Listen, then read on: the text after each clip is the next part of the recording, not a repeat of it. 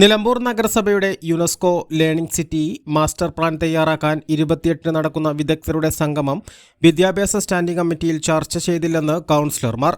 വിദ്യാഭ്യാസ സ്ഥിരം സമിതി അംഗങ്ങളായ ജനതാദൾ എസ് അംഗം ഇസ്മായിൽ എരിഞ്ഞിക്കൽ, കോൺഗ്രസ് അംഗങ്ങളായ ഡെയ്സി ചാക്കോ, ശ്രീജ വെട്ടത്താഴത്ത് എന്നിവരാണ് നഗരസഭാ സെക്രട്ടറി ജി ബിനുജിക്ക് പരാതി നൽകിയത്.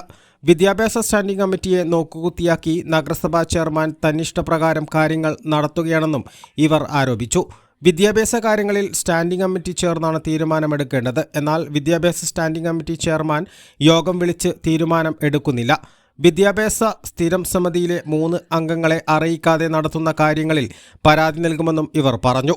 അടുത്ത ദിവസം ഞായറാഴ്ച 28-ാം തീയതി ലേണിംഗ് സിറ്റി സംബന്ധമായ ഒരു ചർച്ച നടക്കുകയാണ്. മന്ത്രിമാരും കാര്യങ്ങളൊക്കെ പങ്കെടുക്കണമെന്ന് കേട്ടു. ഈ ലേണിംഗ് സിറ്റി 2022 സെപ്റ്റംബറിലാണ് ഈ പദ്ധതി, അതായത് ഈ യുനെസ്കോ അംഗീകരിച്ചുകൊണ്ട് മുനിസിപ്പാലിറ്റിയെ തിരഞ്ഞെടുത്തത് 2002 സെപ്റ്റംബറിലാണ്. ആ ടൈമിനാണ് തൃശ്ശൂർ കോർപ്പറേഷനും തിരഞ്ഞെടുത്തത്. അതുപോലെ തന്നെ ആന്ധ്രയിൽ ഒരു മുനിസിപ്പാലിറ്റി കൂടെ തിരഞ്ഞെടുത്തത്. 2 വർഷമായിട്ട് യുനെസ്കോയുടെ ഒരു പദ്ധതികളും ഇവിടെ നടന്നിട്ടില്ല. ഇപ്പം എന്താ വെച്ചാൽ 2 വർഷം കഴിഞ്ഞിട്ട് ഇപ്പം തട്ടിക്കൂട്ടി പരിപാടി നാളെ വെക്കുന്ന വെച്ചാൽ യുനെസ്കോൻ്റെ അംഗീകാരം നഷ്ടപ്പെടുന്ന ഭയം കൊണ്ട് ഉണ്ടാക്കുന്ന ഒരു സംഭവമാണ്. ഇന്ന് വരെ യുനെസ്കോ 2002 വന്നിട്ട് ഈ ലേണിംഗ് സിറ്റി 2022 വന്നിട്ട് ലേണിംഗ് സിറ്റി വിദ്യാഭ്യാസം, അതായത് പദ്ധതിയുടെ പേര് എന്താണ്, ലേണിംഗ് സിറ്റി എന്നാണ്.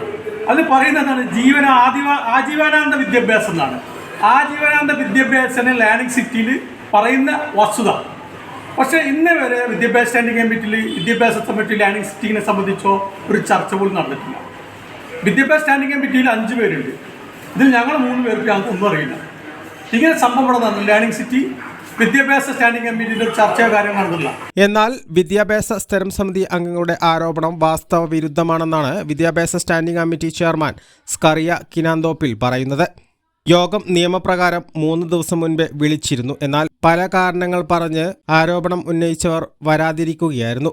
യുനെസ്കോ ലേണിംഗ് സിറ്റി പദവിയുടെ അടിസ്ഥാനത്തിൽ നിരവധി പദ്ധതികളാണ് നഗരസഭാ പരിധിയിലെ സ്കൂളുകളിൽ നടപ്പാക്കിയത്. 1.5 കോടി രൂപ ഇതിനായി നീക്കിവെച്ചിട്ടുണ്ടെന്നും സ്കറിയ കിനാന്തോപ്പിൽ പറഞ്ഞു. സ്റ്റാൻഡിംഗ് കമ്മിറ്റി നമ്മൾ കഴിഞ്ഞ ഈ മാസം ഫസ്റ്റ് വീക്ക് നമ്മൾ സ്റ്റാൻഡിംഗ് കമ്മിറ്റി മീറ്റിംഗ് തന്നെ ചർച്ച ചെയ്യുന്നതിന് വേണ്ടി വിളിച്ചിരുന്നു. പക്ഷേ ഇവർ സ്ഥലത്തിലായെന്ന് പറഞ്ഞ് 3 ദിവസം മുമ്പേ അറിയിക്കണമായിരുന്നു. 3 ദിവസം മുമ്പ് തന്നെ ഇവരെ മീറ്റിങ്ങിനെ അറിയിച്ചിട്ടും ഇവരെ സ്ഥലത്തിലായെന്ന് പറഞ്ഞ് ഒഴിഞ്ഞു മാറേണ്ടായിരുന്നു. അപ്പോൾ നമ്മൾ ചെയർമാൻ്റെ അധ്യക്ഷതയിൽ മീറ്റിംഗ് കൂടി, ചെയർമാനും ഒപ്പം മീറ്റിംഗ് കൂടി കാര്യങ്ങൾ തീരുമാനിച്ച് മുന്നോട്ട് പോയി. വിളിച്ചിട്ടില്ല എന്നുള്ള ആരോപണം ശരിയല്ല. വ്യക്തമായി അവരെ വിളിച്ച് അറിയിച്ചിട്ടുള്ളതാണ്. വിദ്യാഭ്യാസ സ്റ്റാൻഡിംഗ് കമ്മിറ്റിയിലെ അംഗങ്ങൾ സ്റ്റാൻഡിംഗ് കമ്മിറ്റി ചെയർമാനെതിരെ രംഗത്തു വന്നത് ഭരണപക്ഷത്തിനും തിരിച്ചടിയാകും. A+ vision news, Nilambur.